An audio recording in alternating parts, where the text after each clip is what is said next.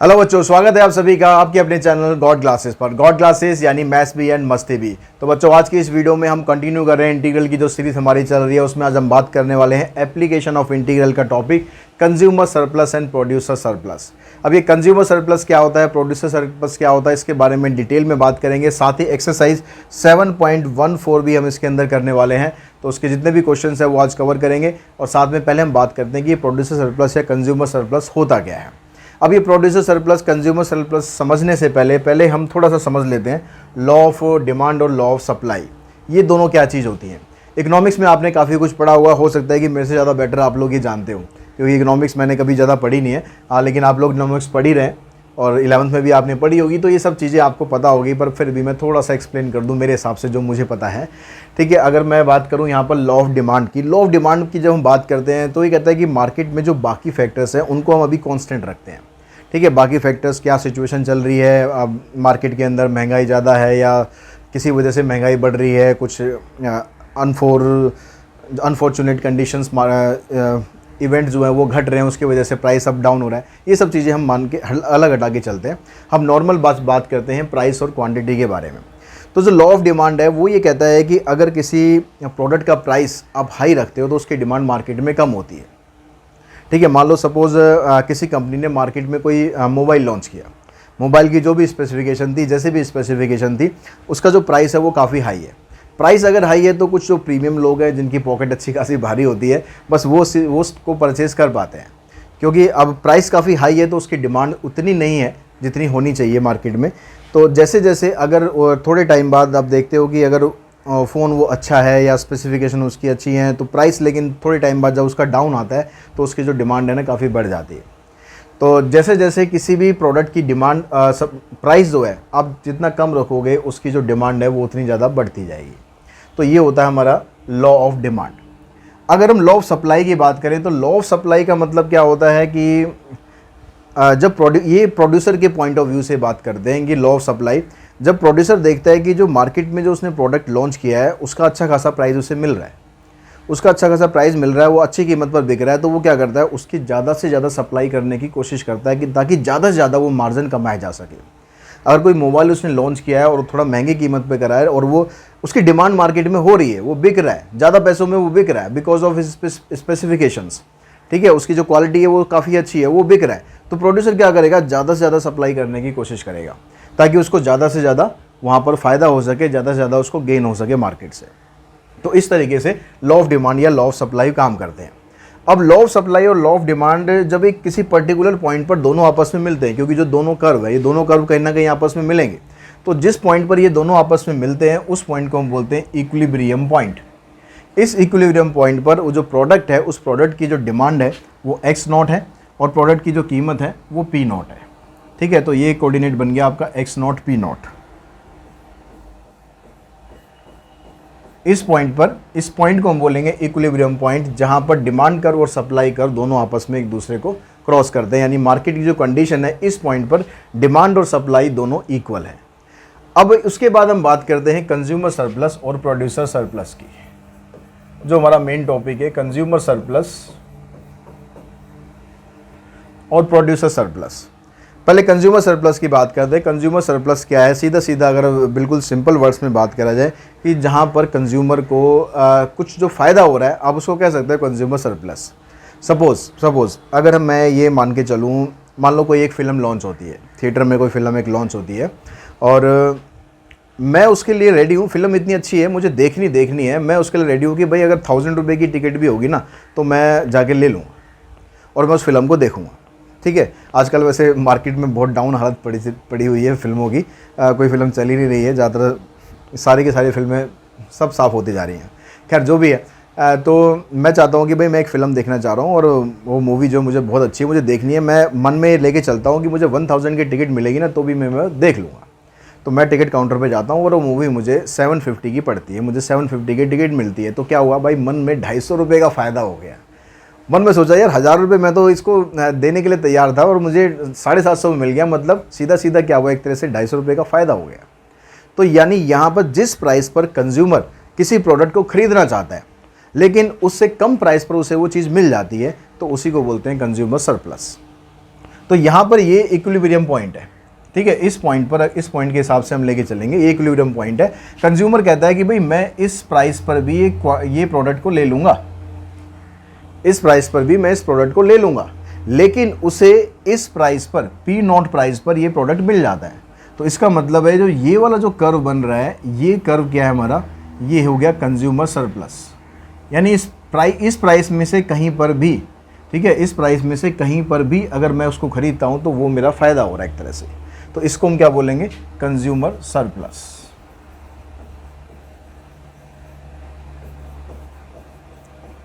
इसको शॉर्ट में हम लिखेंगे CS। अब बात करते हैं प्रोड्यूसर सरप्लस की। अब जैसे कंज्यूमर का कुछ फ़ायदा होता है तो प्रोड्यूसर का भी फ़ायदा हो सकता है।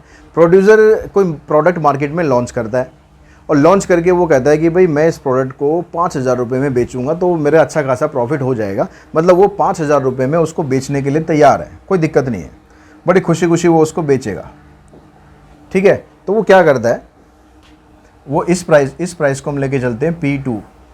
वो कहता है कि मुझे इस P2 प्राइस पर प्रोडक्ट मेरा बिक जाए तो मुझे कोई दिक्कत नहीं है, मैं खुशी खुशी बेचने को तैयार हूँ।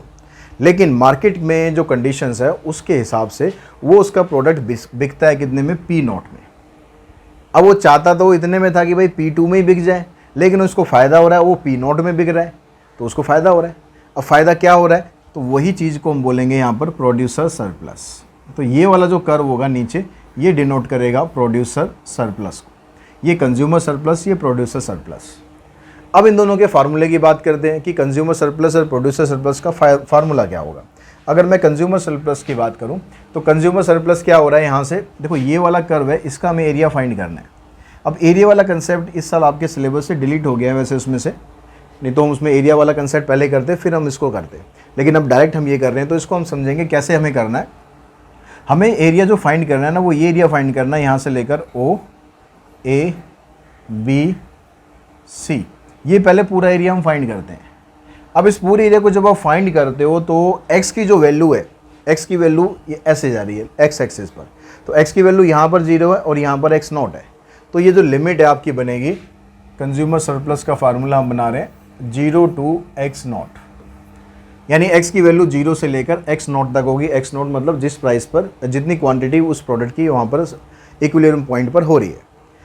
अब इसमें से इसका जब एरिया हम निकाल रहे हैं तो हम किसको बाउंड कर रहे हैं, ये हमारा जो ये वाला कर्व है ना, इसको हम बाउंड कर रहे हैं। ये कर्व क्या हमारा डिमांड कर्व है, तो यहाँ पर लिखते हैं हम डिमांड कर्व और विद रिस्पेक्ट टू x इसको इंटीग्रेट करेंगे। उसमें से जो ये नीचे जो रेक्टेंगल बन रहा है ये वाला, क्योंकि हमें तो सिर्फ ये वाला एरिया फाइंड करना है ना, तो ये वाला एरिया हमने पूरा लिया है अभी। इस पूरे एरिया में से जो रेक्टेंगल वाला पार्ट है इसको माइनस करना है। रेक्टेंगल का एरिया होता है लेंथ इनटू ब्रेड्थ, तो ये इसकी लेंथ है x0, ये इसकी ब्रेड्थ है P0, तो हम इसको कर देंगे माइनस x0 P0। ये फार्मूला बन गया हमारा कंज्यूमर सरप्लस।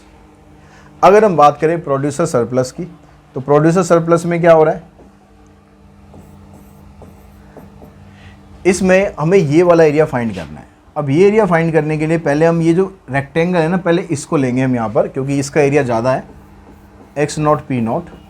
उसमें से हम माइनस करेंगे ये वाला कर्व, ये वाला कर्व माइनस करेंगे। ये कर्व कौन सा है, ये कर्व है सप्लाई कर्व। तो सप्लाई कर्व को हम डिनोट करते हैं ऐसे। लिमिट इसकी कहाँ पर है, यहाँ 0 से लेकर x0 तक। लिमिट दोनों की सेम ही रहेगी फार्मूले में, बस फ़र्क क्या है, यहाँ पर डिमांड कर्व लेना है, यहाँ सप्लाई कर्व लेना है, बाकी चीज़ें सेम है। डिमांड को पहले रखना है, यहाँ पर सप्लाई को बाद में रखना है।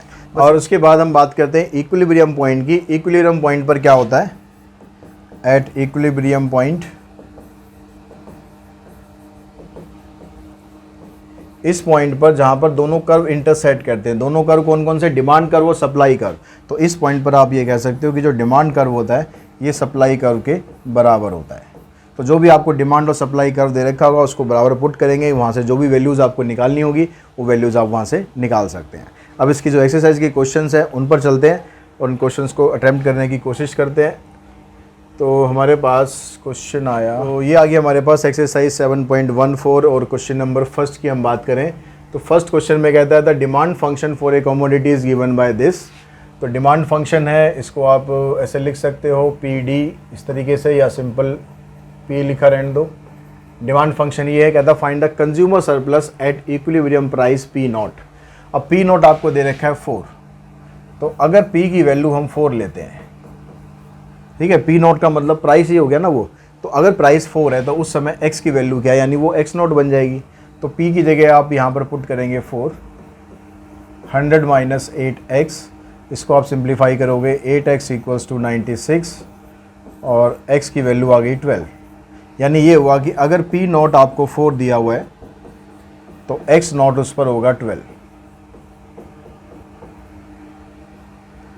ठीक है, अब ये दोनों वैल्यू आपके पास आ चुकी है। अब आपको फाइंड करना है कंज्यूमर सरप्लस। तो कंज्यूमर सरप्लस का फार्मूला हम लगाएंगे 0 to x not demand function minus x not P not. तो 0 to 12 डिमांड फंक्शन कितना आपके पास 100 माइनस 8x, इसको इंटीग्रेट करेंगे minus x not P not, मतलब x नॉट है 12 और P नॉट है 4। इसको इंटीग्रेट करा गया 100x minus 8x square by 2, limit है 0 to 12 माइनस 48। तो ये आ गया 100x माइनस 4x स्क्वायर।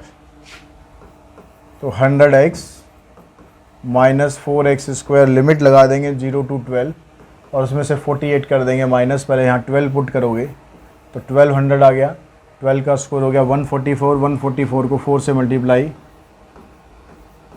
और फिर यहाँ 0 पुट करेंगे तो आ जाएगा 0। तो 1200 माइनस 624, इसमें से इसको माइनस करोगे आंसर आ जाएगा 576। ये आपका फर्स्ट क्वेश्चन जो था उसका आंसर आ गया। अब सेकंड क्वेश्चन पे चलते हैं। सेकंड क्वेश्चन में कहता है, यहाँ पर भी आपको डिमांड फंक्शन दे रखा है, कंज्यूमर सरप्लस निकालना है, मार्केट डिमांड इज़ 1। जो डिमांड है मार्केट की वो 1 है, डिमांड 1 है मतलब यहाँ पर x की वैल्यू आपको 1 दे रखी है।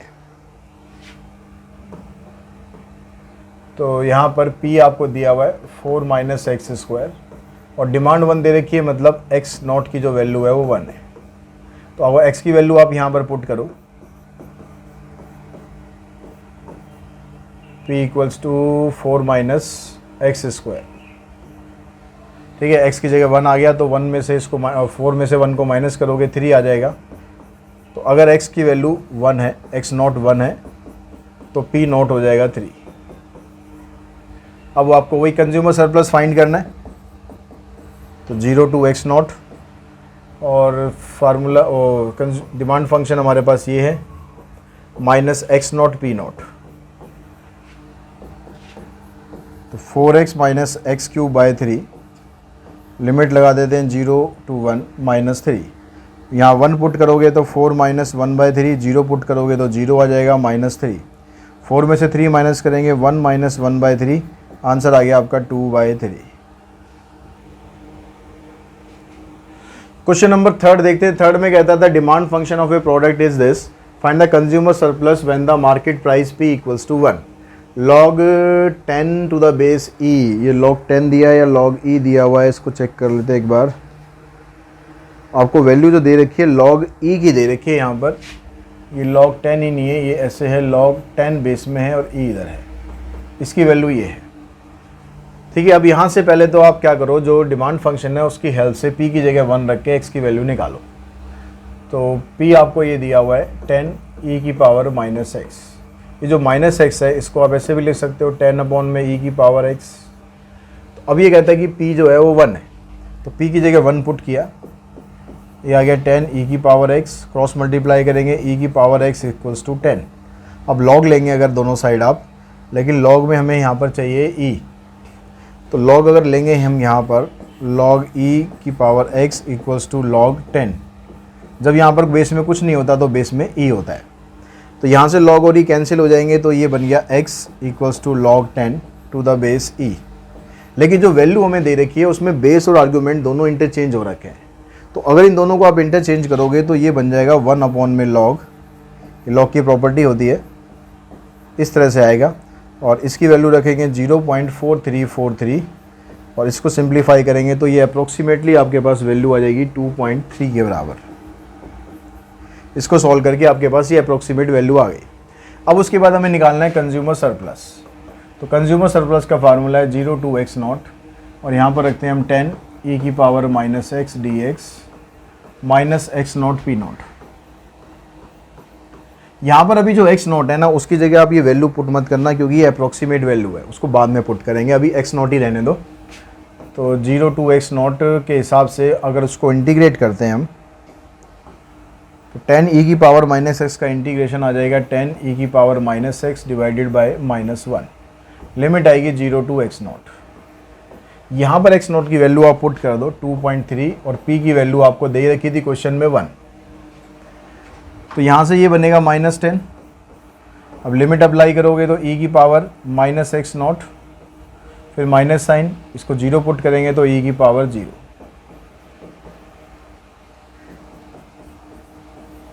तो ई की पावर माइनस एक्स नॉट को ऐसे लिख सकते हैं 1 अपॉन में ई की पावर एक्स नॉट, ये तो 1 हो गया। अब इसकी जो वैल्यू थी 1 अपॉन ई की पावर एक्स या 1 अपॉन ई की पावर एक्स नॉट, इसकी वैल्यू कितनी थी हमारे पास? एक्स नॉट की जो वैल्यू आई थी हमारे पास, यहाँ से ही आई है 10। तो यहाँ पर हम पुट कर देते हैं सीधा 10। तो ये 10 हो गया, 1 अपॉन में 10 हो गया, 1 अपॉन 10 -1। अब इसकी ब्रैकेट को अंदर मल्टीप्लाई करोगे तो -1 आ गया, प्लस में 10 आ गया, -2.3। 10 -1 करेंगे 9, 9 में से इसको माइनस करेंगे 10 - 3 7, 8 - 2 6। आंसर आ जाएगा इसका 6.7। उसके बाद नेक्स्ट क्वेश्चन पे चलते हैं, क्वेश्चन नंबर 4 पर। तो 4th क्वेश्चन में आपको दिया हुआ है यहाँ पर कि सप्लाई फंक्शन, ये आपको दिया हुआ है find the producer surplus when the market price is ₹25। अब यहाँ आपको प्रोड्यूसर सरप्लस फाइंड करना है। पी आपको ये दे रखा है और मार्केट प्राइस है 25।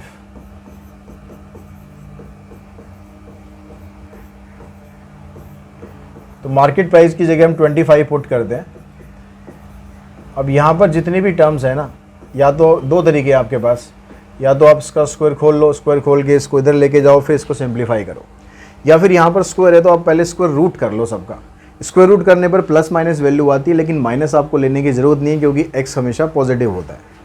तो आपको यहाँ पर लिखेंगे 5, यहाँ आ जाएगा x + 20 और यहाँ आ गया 10। तो 10 5 = 50 और 20 को उधर ले जाके माइनस करोगे, x की वैल्यू आ जाएगी 30। यानी P 25 है तो x 30 है। अब आपको प्रोड्यूसर सरप्लस निकालना है। तो प्रोड्यूसर सरप्लस का फार्मूला होता है, पहले आता है x not P not -0 to x not और उसके बाद सप्लाई फंक्शन।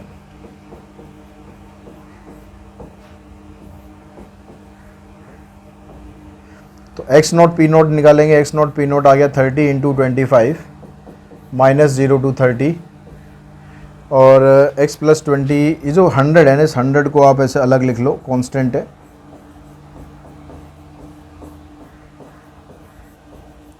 अब इसको अगर आप इंटीग्रेट करोगे तो ये तो आपके पास ऐसे आ जाएगा, ये 1/100 आ गया। इसको इंटीग्रेट करेंगे तो जैसे एक्स स्क्वायर को करते हैं वैसे ही कर देना सीधा, x + 20 की पावर 3/3। x का कोफिशिएंट कुछ नहीं है तो कुछ लिखने की ज़रूरत है नहीं। लिमिट आ गई 0 to 30। अब एक बार यहाँ 30 आप पुट करना,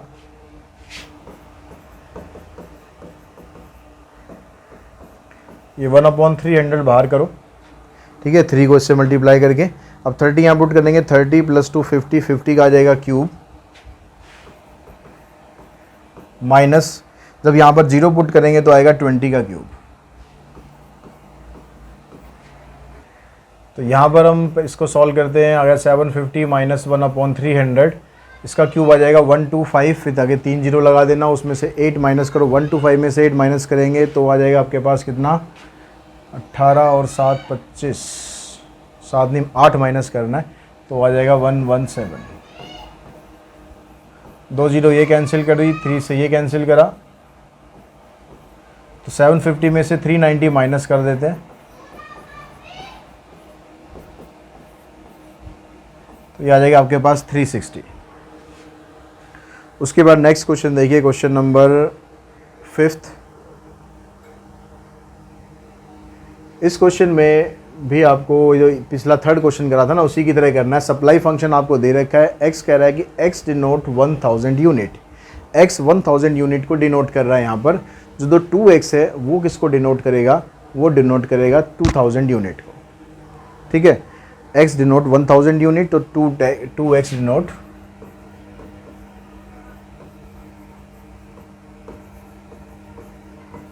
तो यहाँ पर ये आएगा 2000 यूनिट। अब जो आपको सप्लाई फंक्शन इसमें दिया हुआ है तो उसके हिसाब से अगर हम लेके चलें, अब यहाँ पर ये कह रहा है कि भाई आपको 2000 यूनिट है, सेल जो है वो 2000 यूनिट है, तो 2000 यूनिट क्या हो जाएगी, यहाँ पर अगर x ही हमारे पास ये था तो x की वैल्यू डबल होगी, मतलब x अगर 1000 है तो 2x कितना है, 2000 है। तो मतलब अगर हम x की वैल्यू यहाँ पर लेके चलें, या x नोट आप ये कह सकते हो, x नोट लेके चलें तो ये लेना है आपको 2 बिकॉज ऑफ दिस यूनिट। अब x नोट की वैल्यू आपके पास है, p की वैल्यू आप वहाँ से निकाल देंगे, तो x की जगह आप पुट करेंगे 2, तो ये बन गया 2 की पावर e की पावर 4, और e की पावर 4 की वैल्यू आपको दे रखी है 54.6। तो इन दोनों को अगर आप मल्टीप्लाई करेंगे तो मल्टीप्लाई करने के बाद आपके पास आ जाएगा कितना, 4 6 24, 4 4 16, 16 और 2 18, 4 5 20 प्लस 1 21, तो डेसिमल आएगा यहाँ पर 21.84। ये आपके पास p की वैल्यू आ गई। अब हमें निकालना है प्रोड्यूसर सरप्लस। तो प्रोड्यूसर सरप्लस में पहले x नोट p नोट आएगा माइनस 0 टू x नोट, और 0 पॉइंट जो सप्लाई फंक्शन है जो वो आ जाएगा आपके पास। तो अब सारी वैल्यूज़ आपके पास हैं, x नोट की वैल्यू 2 है और इसकी वैल्यू आई है 21.84, 0 to x not, supply function है आपके पास 0.4, e की पावर 2x dx। तो यहाँ पर दोनों को मल्टीप्लाई कर लो, 2 4 जा 8, 2 8 जा 16, 2 1 जा 2 3 और 2 2 जा 4। इधर इसको इंटीग्रेट करते हैं, 0.4 e की power 2x divided by 2, limit आ जाएगी 0 टू 2। इससे इसको कैंसिल करा तो 43.68 माइनस 0.2 आपका है बाहर, और यहाँ पर x की जगह पुट करेंगे तो e की पावर 4 हो जाएगा, फिर माइनस e की पावर 0।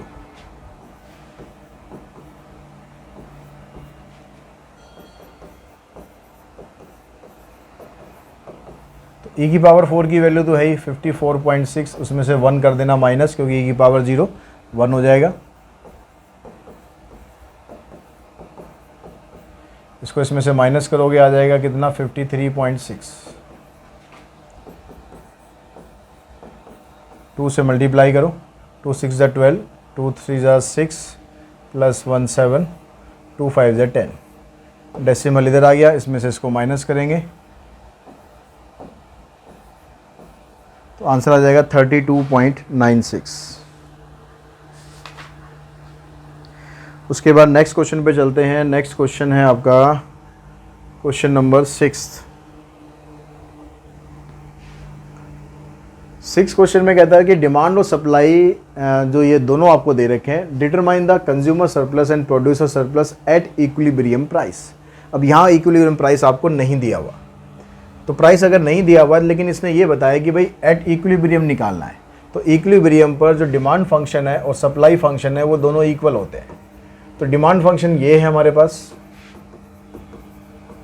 और सप्लाई हमारे पास ये है। तो यहाँ से आप x की वैल्यू निकालोगे, इसको इधर ले जाओ, इसको इधर लाओ, 45 इक्वल्स टू 9x, तो x की वैल्यू आ गई आपके पास 5। अब x की वैल्यू चाहे तो आप यहाँ पुट कर लो चाहे यहाँ पुट कर लो, दोनों में से जो आसान लगे वहाँ पर पुट कर लो। तो यहाँ कर लेते हैं 5 प्लस सीधा 5 आ जाएगा, तो p कितना आ जाएगा आपके पास 5 प्लस 5 यानी 10। यानी इसका मतलब ये हुआ कि अगर x नॉट 5 है तो p नॉट 10 है। अब आपसे पूछा है यहाँ पर कंज्यूमर सरप्लस और प्रोड्यूसर सरप्लस दोनों निकाल देंगे। कंज्यूमर सरप्लस का फार्मूला 0 टू x नॉट की जगह कितना आ गया 5। डिमांड फंक्शन यहाँ पर रखना है, डिमांड ये है 50 माइनस 8x, इसको इंटीग्रेट करना है और इसमें से x not p not minus करना है। तो यह आ गया 50x minus 8x square by 2, limit 0 to 5, इधर से आ गया 50, x की जगह पुट कर देते हैं 5, यहाँ पर आ जाएगा 4 इंटू में 25, जीरो पुट करोगे तो दोनों जगह जीरो आएगा, लिखने की ज़रूरत ही नहीं है, -50। तो ये 250 आ गया, ये 100 -50, यानी आंसर आ गया आपका 100। तो कंज्यूमर सरप्लस बनेगा 100। उसके बाद प्रोड्यूसर सरप्लस निकालते हैं। तो प्रोड्यूसर सरप्लस में बस क्या करना है आपको, X0 P0 पहले कर देना है और उसके बाद सप्लाई फंक्शन यूज़ करना है, इसको इंटीग्रेट करना है। लिमिट आपकी वही रहेगी 0 to 5, 50 minus 5x plus x²/2, limit 0 to 5, 25 plus 25/2, zero put करेंगे तो जीरो ही रहेगा। तो 50 में से 25 माइनस करोगे 25 आ जाएगा, और ये -25/2, और इसको सिंप्लीफाई करोगे आप, आंसर आ जाएगा 25/2 यानी 12.5। ये बनेगा आपका प्रोड्यूसर सरप्लस। उसके बाद क्वेश्चन नंबर अगर हम 7th पे चलें, 7th में भी इक्विलिब्रियम प्राइस दे रखा है, बिल्कुल जो हमने अभी करा है, आप उसी तरीके से क्वेश्चन अटैम्प्ट कर सकते हैं। एक्स की वैल्यू निकालना और उसके बाद प्रोड्यूसर सरप्लस कंज्यूमर सरप्लस दोनों आप निकाल सकते हो। The demand and supply function under pure competition. Pure competition का मतलब भी वही है कि जो इक्विलिब्रियम प्राइस है उसी पर ही आपको वैल्यू फाइंड करनी है। यहाँ भी डिमांड और सप्लाई दोनों आपको दे रखे हैं, सेम जो अभी क्वेश्चन करा है आप उसी तरीके से इसको भी कर सकते हैं। क्वेश्चन नंबर 9 देखिए, 9th में कहता है कि for a particular commodity the demand function is this and the supply function is this. Determine to the nearest rupee the consumer surplus and the producer surplus if market attain equilibrium. Question ये भी वैसा ही है, लेकिन यहाँ पर जो functions है थोड़ा फ्रैक्शन में, इसलिए ये वाला हम कर लेते हैं। तो डिमांड फंक्शन है वो आपको दिया हुआ है यहाँ पर 26। डिमांड और सप्लाई दोनों बराबर होते हैं इक्विलिब्रियम पर, तो डिमांड की जगह आप पुट करो यहाँ पर 26 माइनस x²/100, सप्लाई की जगह पुट करो आप x²/400 प्लस 6। इसको आप इधर लेके जाओ, 6 को इधर ले आओ।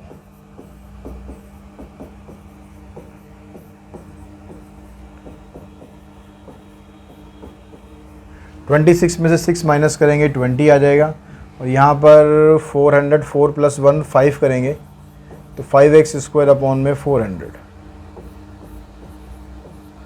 ये इधर आएगा आपके पास, x² बनेगा 1600, और उसका स्क्वायर रूट करेंगे तो प्लस माइनस बनेगा, लेकिन माइनस वाली वैल्यू आपको लेने की ज़रूरत नहीं है क्योंकि x नेगेटिव नहीं हो सकता। तो x की वैल्यू 40 आ गई।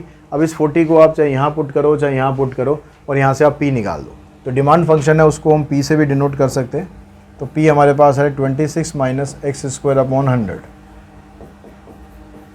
तो x का स्क्वायर करोगे 1600 आएगा, डिवाइडेड बाय 100, तो p आ गया 10, यानी x0 अगर 40 है तो p0 है 10। अब आपसे दोनों चीज़ पूछी है, कंज्यूमर सरप्लस पहले निकाल देते हैं। 0 to x0, x आया हमारे पास 40, ये डिमांड फंक्शन है। इसको इंटीग्रेट करेंगे और इसमें से x0 p0 माइनस करेंगे, यानी 40 × 10। इसको किया हमने 26x माइनस x³ 300 ऑलरेडी नीचे है तो 300 ही हो गया सीधा। 26 को 40 से मल्टीप्लाई करेंगे, यहाँ पर आ जाएगा 64, 4 का क्यूब करेंगे 64,000 डिवाइडेड बाय 300, और माइनस आ गया आपके पास। जीरो पुट करेंगे तो जीरो रहेगा, उसको लिखो मत लिखो, माइनस में आ गया 400।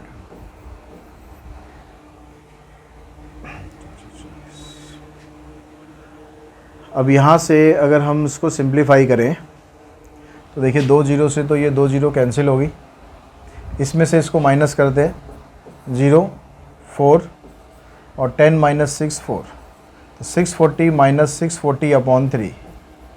तो इसमें बेटर तरीका ये रहेगा, 640 आ रहा है ना, इसको कॉमन निकाल लो। यहाँ रहेगा 1 माइनस 1/3, इसको सॉल्व करेंगे 3 माइनस 1 2/3,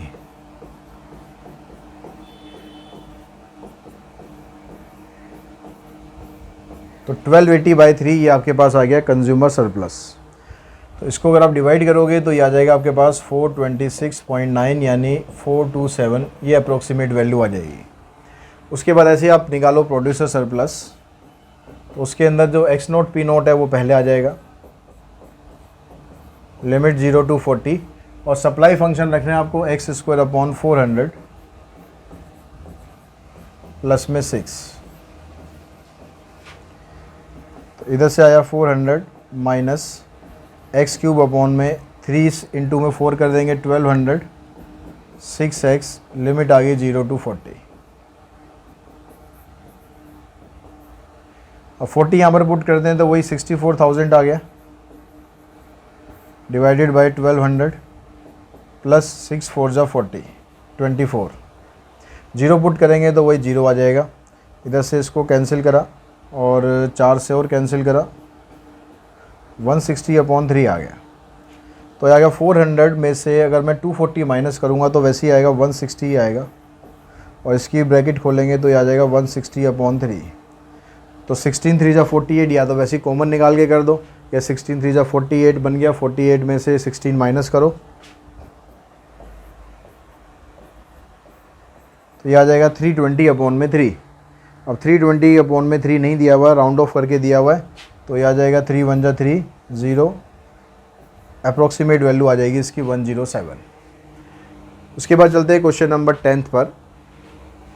तो क्वेश्चन नंबर 10 देखते हैं। 10th क्वेश्चन में कहता है consumer surplus, producer surplus under pure competition. बिल्कुल सेम क्वेश्चन बन रहा है उसी की तरह ही, और आपको डिमांड फंक्शन दिया है, सप्लाई फंक्शन भी दिया है, पी प्राइस है, आर यहाँ पर क्वांटिटी है, आर नहीं मतलब एक्स होगा, वहाँ पर वो राइटिंग मिस्टेक है, यहाँ पर आर नहीं एक्स होगा।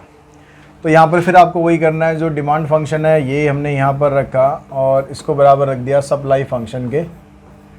यहाँ से हमें x फाइंड करना है, पहले एलसीएम ले लेते हैं इसका, 8 minus 2x minus 2 divided by x plus 1, इधर से आ जाएगा x plus 3 upon 2, cross multiply करो, 8 2 16, 4x माइनस 4, इधर से x से इनको करते हैं तो x square plus 3x plus 1x plus 3।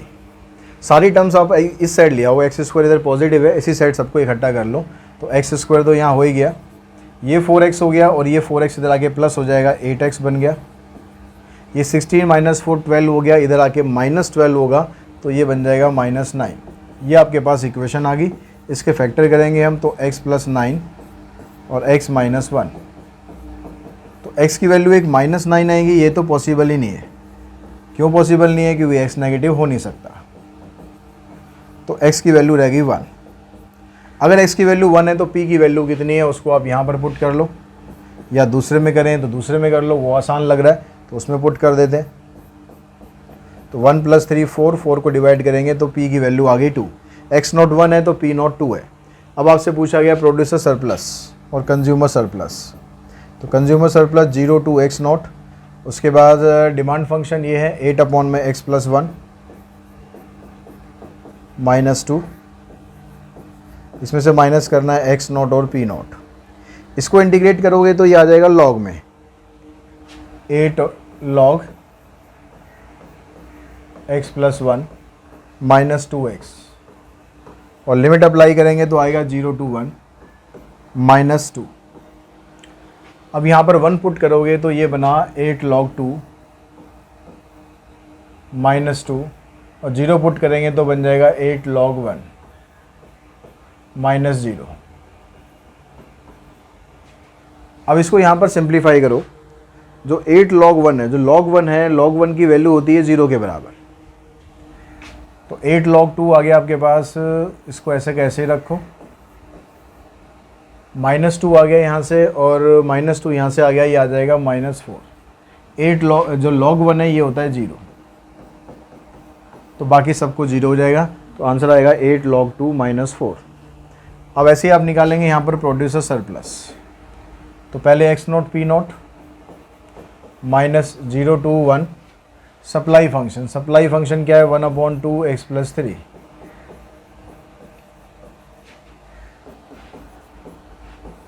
तो सप्लाई फंक्शन में जो 1/2 है तो कांस्टेंट है, इसको इंटीग्रेट कर दो x square plus 3x, limit 0 to 1।